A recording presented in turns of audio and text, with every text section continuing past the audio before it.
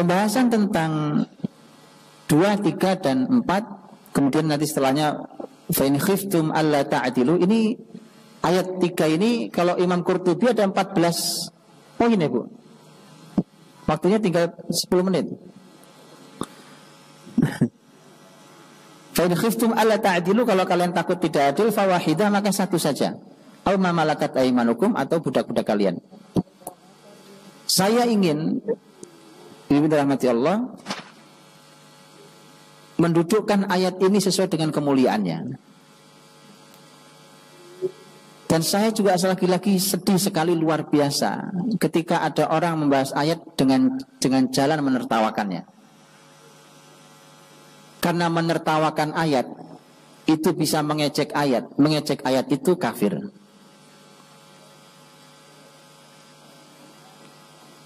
Kulla tastahzi'u qad kafartum ba'da imanikum, kulla ta'tadiru qad kafartum ba'da imanikum. Abillahi wa ayatihi wa rasulihi kuntum tastahzi'un, kulla ta'tadiru qad kafartum ba'da imanikum. Apakah kalian mengejek, mengolok-olok Allah, Rasulnya, dan ayat-ayatnya? Sungguh kalian telah kafir setelah iman kalian. Orang-orang yang membahas ayat dengan jalan mengolok-olok itu, maka sampai pada tingkat kafir kalau dia mengolok-olok ya itu. Karenanya dibahaslah dengan cara yang ilmiah, bahaslah yang baik. Saya kemarin sudah sampaikan ke ibu-ibu, An-Nisa ini isinya apa sih? Isinya adalah untuk memberikan perlindungan hak, terutama pada wanita, betul? Ayat ini sama, ini bicara tentang wanita. Justru ayat ini Allah ingin sekali memberikan perlindungan hak terhadap wanita. Di mana haknya Pak? Dan di sini kok malah disuruh poligami, tidak ada perempuan yang mau dipoligami. Di mana hak kami? Ini hak, ini sinilah. Justru ayat ini tetap dalam frame bahwa dia untuk melindungi hak-hak orang-orang yang lemah, dan di antaranya adalah wanita. Di mana perlindungannya nanti kita bahas. Maka pembahasan tentang poligami ini adalah bagian dari syariat Islam, bagian dari aturan dalam Islam. Aturan syariat ini tidak ada yang tidak mencahayai, tidak ada yang tidak membahagiakan, tidak ada yang bukan solusi. Syariat ini pasti mencahayai, membahagiakan, dan solusi. Termasuk pembahasan ini. Hanya saja kita keburu membahasnya dengan emosi. Itu kesalahannya. Karena emosi itu juga dipancing oleh para ustadz-ustadzahnya. Nah, itu salah ustadz-ustadzahnya. Tidak didudukkan dulu ayatnya. Dudukkan dulu ayatnya, akan saya dudukkan di sini nanti. Mudah-mudahan cukup waktunya, mudah-mudahan singkat. Sehingga yang terjadi adalah setiap membaca ayat jadi guyonan.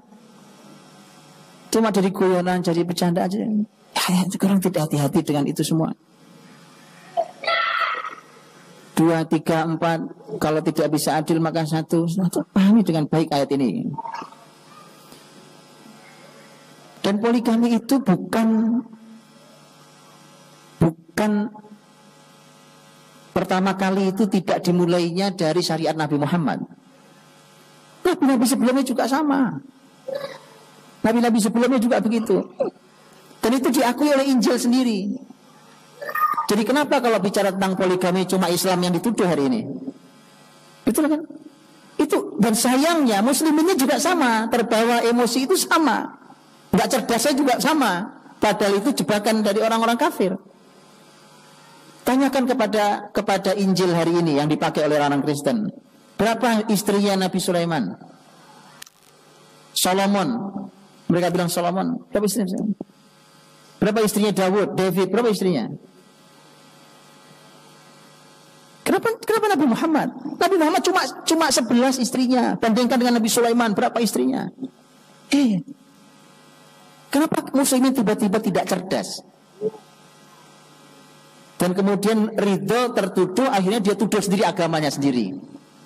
Ayo yang cerdas, Pak. Ayo yang cerdas, Pak. Ibu-ibu boleh lihat relief. Tahu relief ya? Relief di candi-candi di... Nanti lihat, raja berapa istrinya? Bukan satu, bukan dua.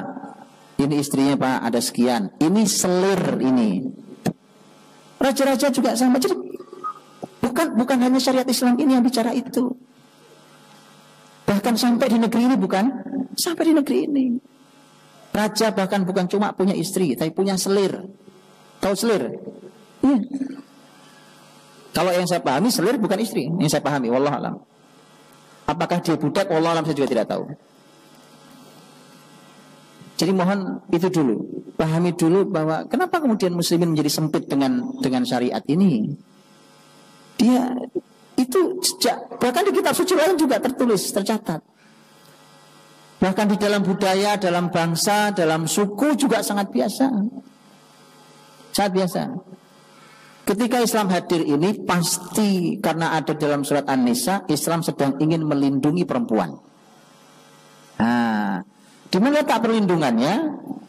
Letak perlindungannya adalah Islam mengatur dan membatasi. Karena dulu mereka berpoligami tanpa aturan dan tanpa batas.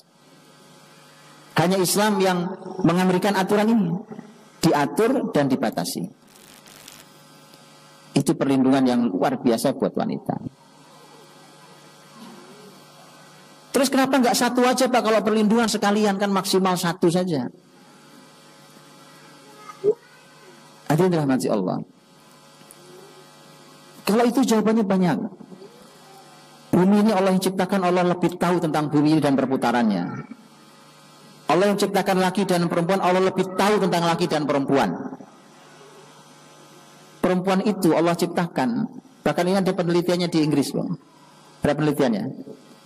Bahwa perempuan itu memang ternyata secara natural itu cenderung kepada monogami, pernikahan satu. Sehingga poliandri itu sebenarnya hanya ada di dalam wayang India. Wayang India. Begitu masuk ke Indonesia oleh wali diubah. Oleh wali diubah karena di cerita wayang itu aslinya ada poliandri. Bapak Ibu tahu, saya cerita wayang sedikit ya.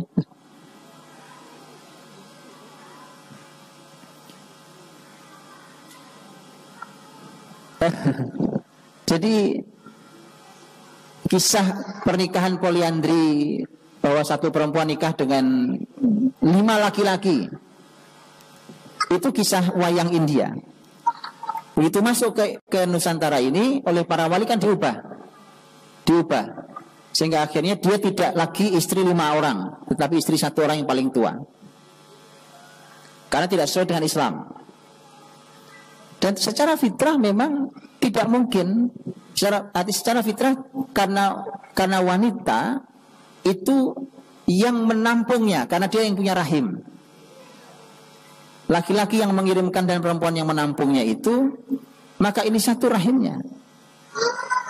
Karenanya juga, karena wanita punya kecenderungan monogami, maka wanita itu banyak yang ketika suaminya meninggal lebih dulu, dia bertekad tidak mau menikah lagi. Dan bahkan itu salah satu jawaban mengapa Allah sediakan bidadari bagi laki-laki di surga, tapi tidak disediakan apa namanya? Buat perempuan, bidadara buat perempuan di surga. Karena ini hanya kelanjutan dari kesucian wanita di dunia. Wanita di dunia tidak mau punya laki-laki lebih dari 1. Itu fitrah wanita. Sekali lagi, bahkan ada banyak orang wanita yang ketika suaminya meninggal, dia tidak mau menikah lagi.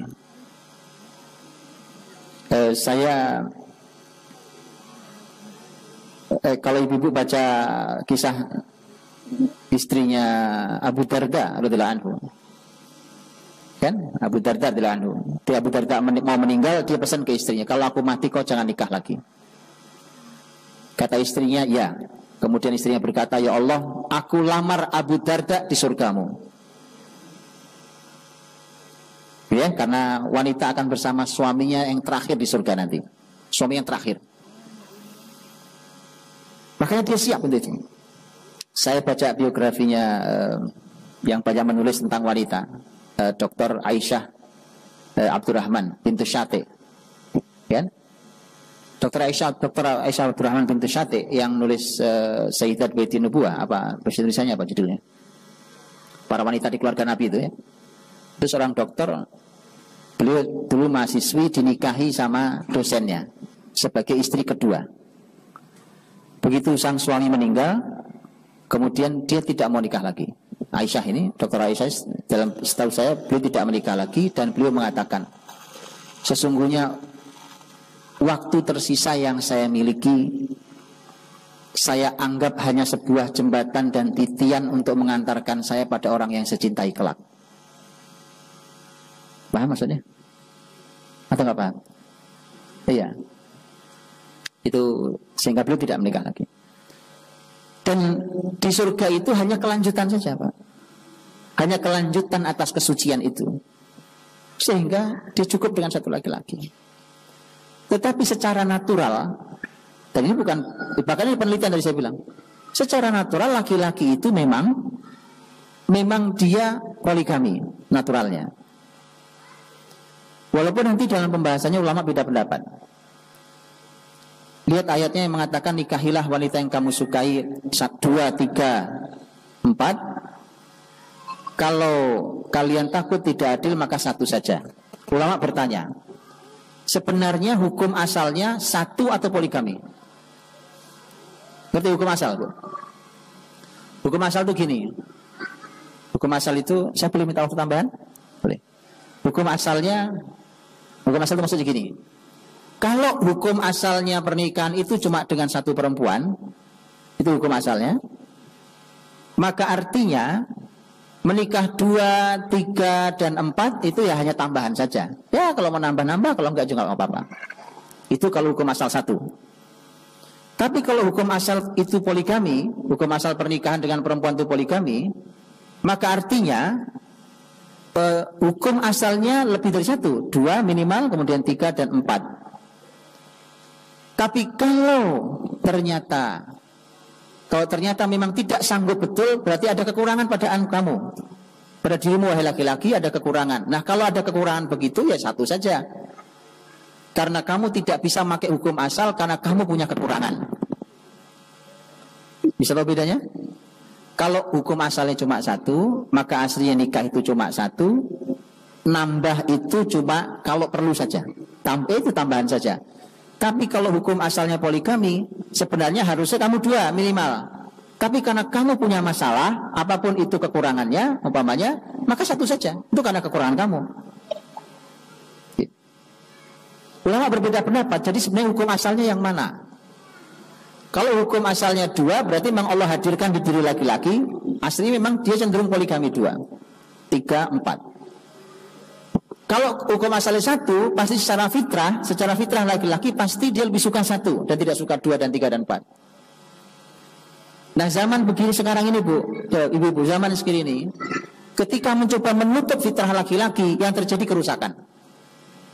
Memang istrinya 1, yang di rumah. Yang di luar malah tidak dia nikahi, pelacuran, perzinahan, segala macam kan. Karena mencoba menutup fitrah itu. Dan itu seminimal-minimalnya adalah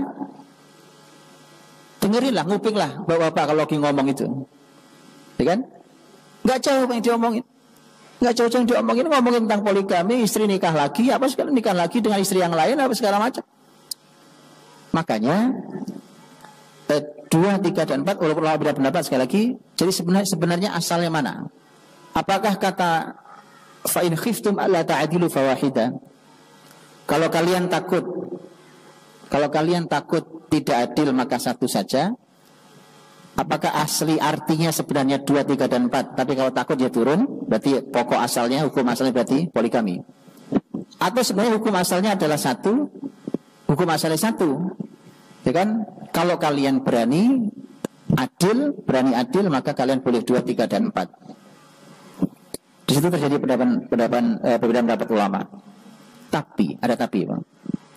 Abdullah bin Abbas radhiyallahu anhuma, orang paling ahli tafsir di umat ini, beliau yang mengatakan bahwa orang terbaik di umat ini adalah yang paling banyak istrinya. Saya ulangi kalimatnya, tolong dicatat dengan baik. Abdullah bin Abbas radhiyallahu anhuma, kalau nggak dicatat dihafal, karena hafalan lebih bagus daripada catatan. Kalau tidak mau terus gimana ini ya? Saya harus mengeluarkan kalimat siapa? Ini kalimat orang terbaik, Bang.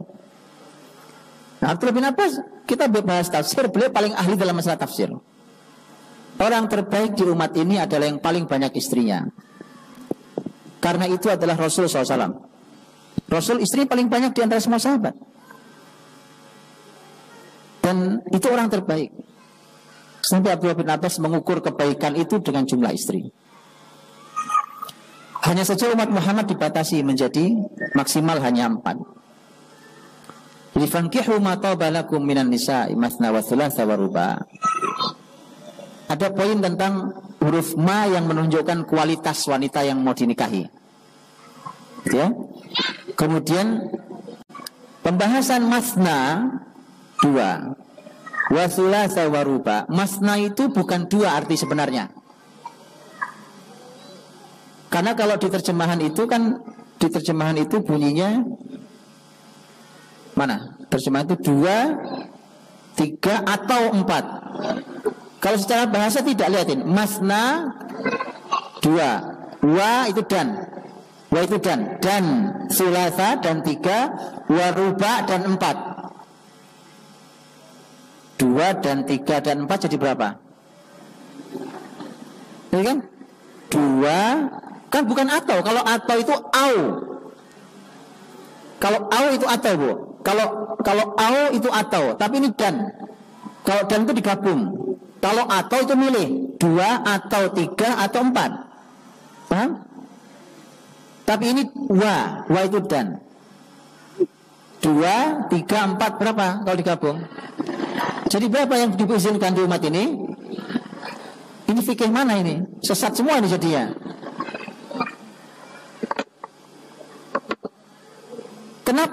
Kenapa begitu, Pak? Pembahasannya kok menjadi 4? Padahal ini menggunakan wa, bukan au. Nah, itu kan terjemahannya. Ini terjemahan masalah. Kenapa saya terjemahkan di awal supaya ibu-ibu tahu bedanya terjemahan dengan tafsir. Ya. Jadi bukan atau. Kalau atau bahasa Arabnya au, itu atau. Tapi kalau wa itu dan itu menggabungkan, bukan atau. Ternyata memang itu salah makna di kita tentang masna dan sulasa dan ruba. Karena masna itu artinya bukan 2. Masna itu artinya 2. Sulasa itu 3. Ruba itu artinya 4. Nah kalau gitu tak berapa sekarang? Ini lebih sesat lagi tafsirnya kalau gini. Lebih sesat lagi, 18 tadinya nih. Bukan, Bu, maksud 2, 3, 4 itu bukan angka. Itu bukan angka. Gini contohnya, ini supaya mudah memahami. Ini ibu kumpul sekian banyak orang nih, di bawah ada perpustakaan. Saya bilang, ibu-ibu semuanya tolong turun ke perpustakaan. Ibu-ibu ambil buku 2. Ambil buku 2. Maka semua ibu-ibu, semua sejumlah umpamanya 100 orang ini hanya boleh ngambil 2 buku. Silakan diskusi 2 buku ini apa yang mau diambil. Jadi rame-rame berserikat dalam 2 buku, bersama dalam 2 buku. Kalau saya katakan ibu-ibu, silakan turun ke bawah ambil buku 2. Ngerti maksudnya? Ngerti bedanya? Atau saya bilang ambil 3. Ngerti maksudnya? Itulah kenapa salah di terjemahan orang-orang yang ngerti bahasa Arab itu. Masna itu bukan 2, tapi 2. Sulasa 3. Ruba 4. Ngerti? Jadi silakan kaum laki-laki kalian boleh pilih. Mau silakan mau ambil dua-dua masing-masing kalian, atau ambil tiga-tiga, atau empat-empat. Ya, itu masna wa sulasa wa ruba. Maka fankihu ma tabalakum minan nisa'i masna wa sulasa wa ruba. Lihat tuh.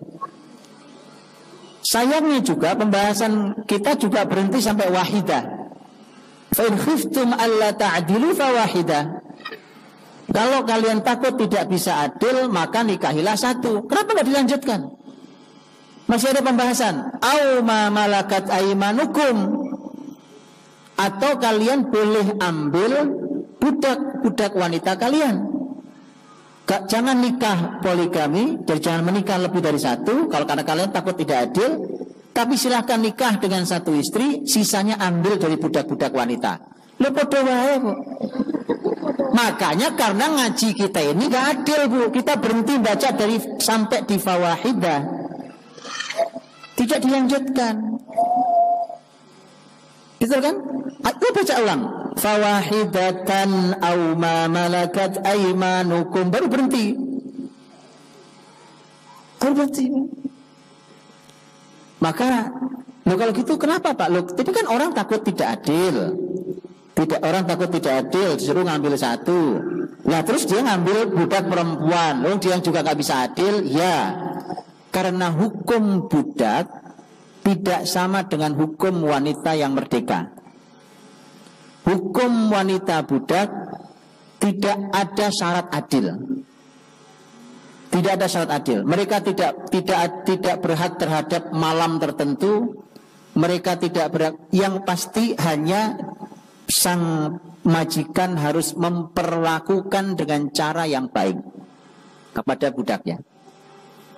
Tapi tidak ada syarat keadilannya. Ya, jadi kalau perang, Muslimin perang lawan Yahudi umpamanya gitu ya. Nah, itu kan ada tentara-tentara perempuan tuh. Nah, itu begitu ditawan jadi budak, dijual. Kalau saya beli di Indonesia jadi budak saya. Itu tidak ada syarat adil seperti wanita merdeka sampai dia merdeka. Ya, fawahidatan aw ma malakat aimanukum. Jadi satu atau budak-budak kalian.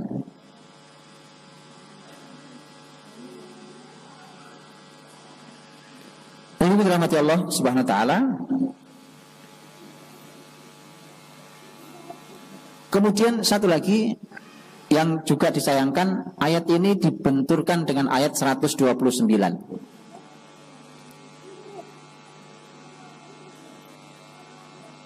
Wa an tastati'u an ta'dilu bainan nisa'i walau harastum. Kalian hai kaum laki-laki tidak bisa adil dengan sesama wanita itu, dengan para wanita itu, walau kalian ingin sekali adil.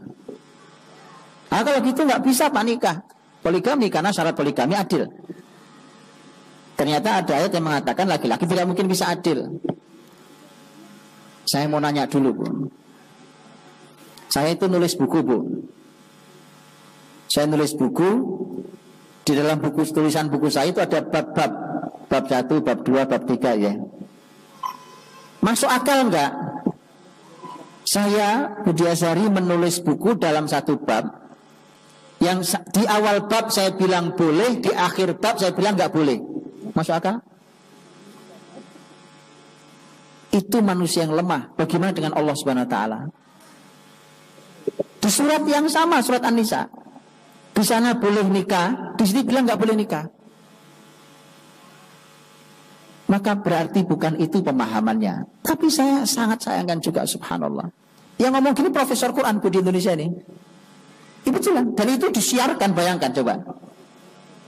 Saya gara-gara itu saking penasarannya, saya mencoba mencari tafsir ayat 129 itu di sekian puluh kitab tafsir.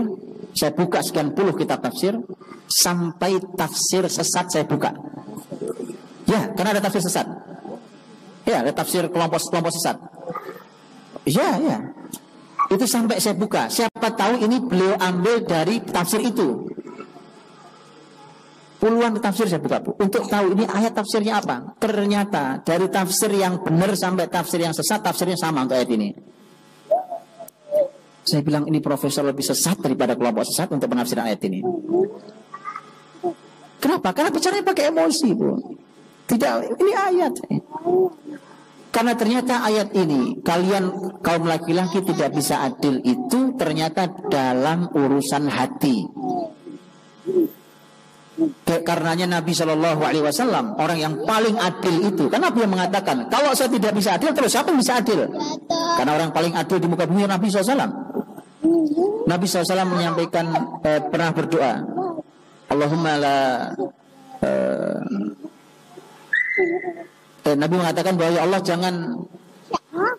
jangan kau hukum aku pada sesuatu yang aku tidak memiliki dan kau yang memiliki.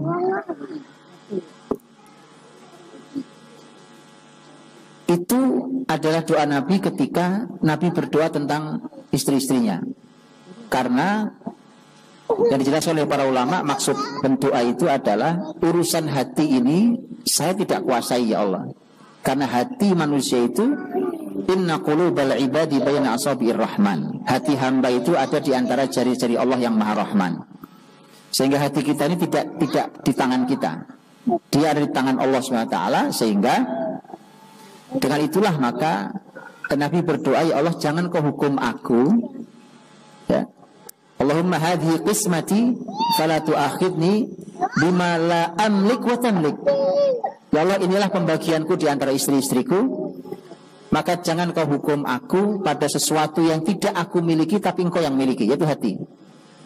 Itu penafsiran dari ayat ini, bahwa ternyata ketidakadilan laki-laki itu pada urusan hatinya.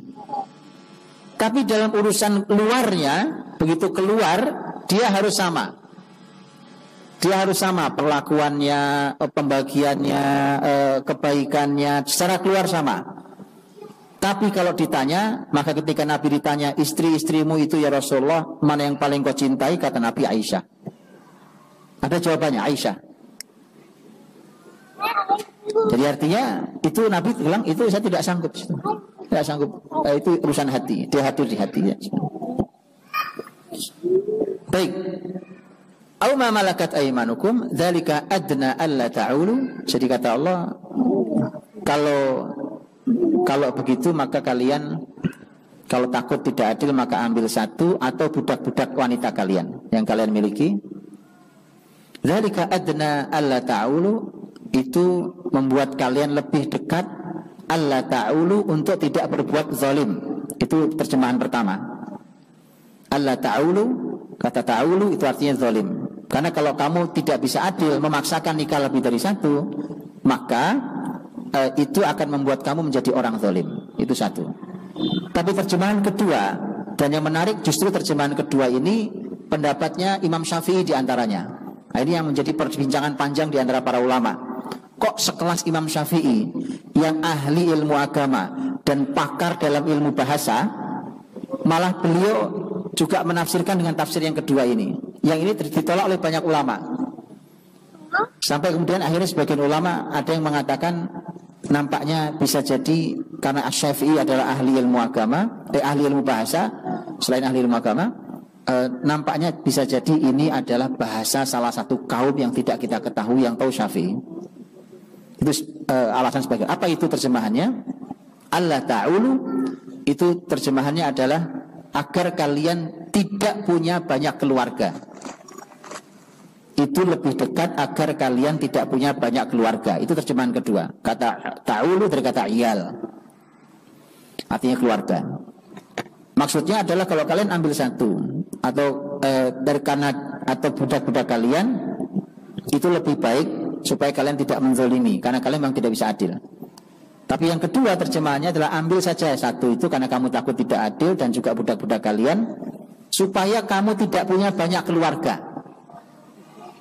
Karena orang tidak adil seperti kamu ini kalau keluarganya banyak nanti malah berantakan semua anak-anaknya. Oh tidak mengerti tentang. Silakan Bu, silakan. Sorry. Terima kasih Ustaz. pengumuman kepada pemilik mobil plat B1418ERE dan mobil Avanza Silver plat B1233GI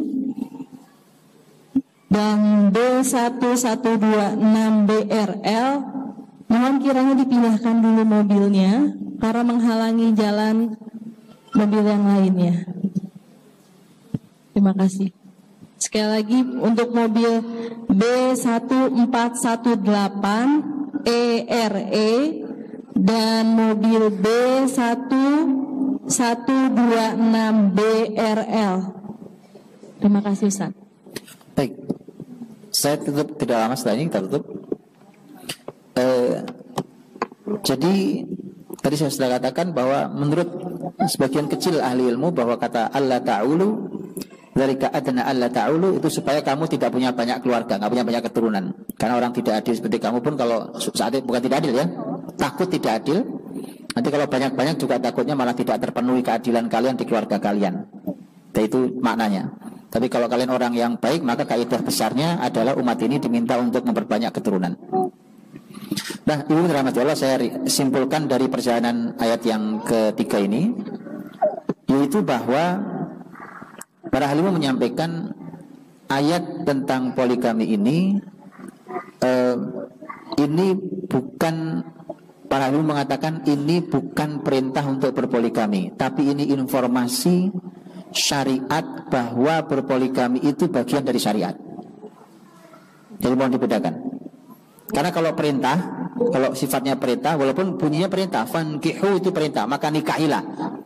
Tapi secara konteks keseluruhannya dia bukan perintah, karena kalau sifatnya perintah, wah itu berarti ada penguatan yang luar biasa dari Allah. Dia bukan perintah, tetapi dia informasi dari Allah bahwa ini bagian dari syariat. Dan kalau syariat itu berarti sangat mulia dan istimewa. Kemudian dengan kalimat wa in khiftum alla ta'dilu, kalau kalian takut tidak adil, maka berarti tidak, bahwa poligami ini tidak boleh dilakukan oleh sembarang orang dan tidak semua orang layak untuk berpoligami. Dan tapi juga mohon sekali lagi membicarakannya dengan bahasa syariat yang baik. Syaratnya memang hanya adil, syaratnya memang hanya adil, tidak ada syarat lain. Bahkan izin pada istri pertama pun tidak ada syaratnya. Tidak ada syaratnya. Saya sampai pernah diceramai oleh orang, jadi ceramai oleh seorang anak muda. Diceramai tentang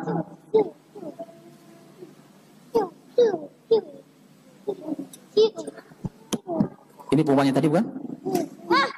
Sama, sudah. Yang mobil, oh lain lagi, B1418 ERE dan B1233GI. Sudah, baik. Sekali lagi ya, jadi kesimpulan. Berarti karena ada lain khiftum, ada pengecualian tadi, kalau memang kalian tidak berani maka itu artinya tidak sembarang orang. Tapi sekali lagi juga pembahasannya tadi bahwa apalagi kalau pembahasan yang sering didengar, makanya kalau mau poligami itu poligami janda nenek-nenek yang sudah tua. Tolong dihentikan bicara itu, Bu. Wallahi tolong dihentikan. Itu penghinaan terhadap syariat. Penghinaan terhadap syariat. Saya tahu itu yang menyampaikan para ustadzah itu. Betul, beberapa ustadzah saya dengar bicara itu. Itu penghinaan terhadap syariat ini. Kenapa? Karena dia setelah itu berkata, kan Nabi istrinya tua-tua. Saya bilang subhanallah, belajarlah sirah yang benar. Mana ada istri Nabi yang tua? Nabi tidak pernah menikahi istri tua kecuali Saudah, nenek-nenek, itu pun umur 55 tahun. 55 tahun di sini masih ada yang cantik kok. Coba angkat tangan. Iya kan? Iya, Bu. Itu yang paling tua. Ada yang mengatakan usia baru 55 tahun. Sisanya muda-muda. Ada yang merasa sudah tua, Ummu Salamah. Ummu Salamah merasa sudah tua. Iya, sudah tua karena perbandingannya dengan yang lain. Padahal umur dia baru 37 tahun, ada yang mengatakan 37 tahun. Coba 37 di sini. Masih cantik-cantik. Yang sisanya, Bu, 20 ke bawah. Jadi kemudian dia mengatakan Rasul istrinya janda tua-tua. Subhanallah. Jangan lakukan itu. Itu membahas syariat dengan tanpa ilmu namanya. Ya. Nah, jadi yang tadi saya cerita, saya sampai diceramai oleh seorang anak muda yang istrinya 3 orang. Usianya jauh di bawah saya. Istrinya 3 orang. Sampai dia bilang ke saya, Ustaz Budi, yang namanya poligami itu adalah hak laki-laki yang dizalimi oleh peradaban ini. Saya bilang ini kalimat keren banget Ustaz. Ya, kenapa keren banget? Memang itu kalimat, itu ringkasan dari syariat ini. Saat ini saya katakan bahwa poligami itu tidak memerlukan izin istrinya pun. Tidak memerlukan izin istrinya. Jadi mempersulit pada izin, ya mempersulit pada izin istri. Harus izin dulu, kalau tidak bisa, maka dicegat di situ. Maka itu sebenarnya menurut saya itu sesuatu yang tidak bijak. Kalau, ini ada kalonya, saya setuju izin, tapi begini, kalau pertimbangannya begini, bahwa ini kan supaya menjaga keluarga yang pertama Pak, supaya tidak berantakan keluarga pertama, maka boya izin yang baik. Mbok ya itu bukan hukum. Tapi itu adalah kepantasan dalam rangka menjaga tujuan berumah tangga. Gitu ya? Mohon maaf, kalau di Indonesia, kalau nikah resmi lebih dari 1 harus ke pengadilan. Sampai pengadilan, Bu. Pengadilan itu dalam rangka izin istrinya, didatangkan istrinya segala macam, ditanya dulu di situ segala macam itu. Kenapa itu dilakukan? Tapi kenapa negara tidak membimbing keluarga-keluarga Indonesia ini? Harusnya Indonesia bukan mempersulit itu, tapi Indonesia ini semestinya membimbing keluarga-keluarga agar berapapun keluarga yang dia punya, mau 1 mau lebih dari 1, itu semua terjaga dengan baik. Ini membimbing, tidak mempersulit dia. Ini pendapat saya. Karena ini syariat mau apapun, dan ini subhanallah, ini solusi. Dan saya pernah dulu dengar, saya tapi belum dapat bukunya, teman saya pernah cerita, dia pernah baca. Bahkan ada ilmuwan statistik Jerman, seingat saya, ini kata teman saya belum pernah baca bukunya. Itu masuk Islam hanya gara-gara membaca ayat poligami. Setelah dia melihat ini adalah solusi sangat besar setelah perang dunia kedua. Karena mereka tidak berani, nggak ada. Tapi ternyata Quran punya solusinya. Karena masalah besar sendiri dengan korban laki-laki yang segitu banyaknya di perang dunia. Dan secara natural, makin lama wanita akan semakin lebih banyak jumlah dari laki-laki sesuai dengan hadis Nabi SAW. Karena di akhir zaman kelak puncak akhir zaman nanti, al-qayyimul wahid li khamsina imra'ah. 1 laki-laki berbanding 50 perempuan. Itu puncak nantinya. Tapi kan terus berproses dia. Jadi syariat ini Ibu itu memberikan cahaya, dia memberikan panduan. Justru ini perlindungan terhadap wanita, karena wanita itu dari jahiliyah dulu Arab sampai Indonesia sini kan sama. Itu orang nikah terserah tanpa aturan, tanpa batas. Oleh Islam dibatasi, diberi aturan, tolong yang adil dan seterusnya. Dipahami dengan sangat baik tentang syariat ini, ya, dan maka ini harus tetap dipahami sebagai sebuah syariat yang begitu indahnya, dia begitu baiknya, dan contoh yang luar biasanya adalah di keluarga Nabi, para sahabat dan salafus saleh dahulu. Jika saya sering sampaikan, cobalah cari di antara para sahabat Nabi SAW itu siapa yang istrinya cuma 1. Silahkan nanti dicari, ibu-ibu akan kesulitan nyari sahabat yang istrinya cuma 1. Ini bukan masalah jumlah saja, tetapi ini masalah bahwa inilah posisi kita terhadap syariat ini hari ini. Ya, inilah posisi terhadap syariat. Al-Asyra Mubasysyarun bil Jannah, 10 orang yang dijamin masuk surga itu, 10 orang yang dijamin surga itu, tidak ada yang istrinya cuma 1 kecuali Abu Ubaidah bin Al-Jarrah saja. Cuma 1 itu yang istrinya cuma 1. Itu pun karena faktornya Abu Ubaidah itu adalah sahabat yang sangat tidak minat dengan dunia. Bahkan dia pemimpin tertinggi negeri Syam. Itu Umar masuk ke rumahnya yang miskin, gak ada apa-apa kecuali panci bolong, ada pedang 1 untuk jihadnya, dan tidak ada peralatan apapun. Padahal pemimpin tertinggi negeri Syam. Berbeda dengan sahabat lain. Abu Bakar kita tahu punya harta, Umar kita tahu punya harta, walaupun Umar sangat sederhana. Utsman apalagi, gitu kan? Abdurrahman bin Auf apalagi orang kaya raya. Susahnya adalah hari ini bahwa laki-laki ambisi dunianya besar, pengen duitnya banyak, tetapi berlaku terhadap perempuannya seperti Abu Ubaidah bin Al-Jarrah, cuma satu istrinya. Kalau Abu Ubaidah memang nggak minat perempuan, nggak minat dunia, itu Abu Ubaidah. Tapi yang lain istrinya minimal 4, bukan maksimal, minimal 4. Kalau di total, Abu Bakar 4, Umar sekian banyak. Saya ada filenya, saya ini kan filenya lengkap, istri, nama, berikut anak, seluruh anak-anaknya. Ya. Jadi hadirin rahmati Allah, itu masyarakat terbaik. Itu masyarakat terbaik itu. Ini akan bergulir syariat ini, Anda suka atau tidak suka, Anda ridho atau tidak ridho, syariat ini akan bergulir dengan sangat baik. Syariat ini akan menuju pada yang lebih istimewa.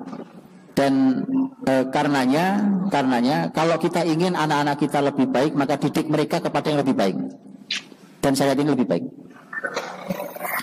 Itu saya kira kalau misal, semoga Allah lapangkan hati kita untuk syariat ini, dan semoga ini menjadi panduan yang istimewa bahwa seluruh syariat ini semuanya indah, semuanya baik, semua mencahayai, dan semua solusi bagi kemanusiaan dan seluruh dunia ini. Wallahu bisawab. Saya akhiri, waktu sudah habis. Subhanakallahumma bihamdika asyhadu an la ilaha illa anta astaghfiruka wa atubu ilaik.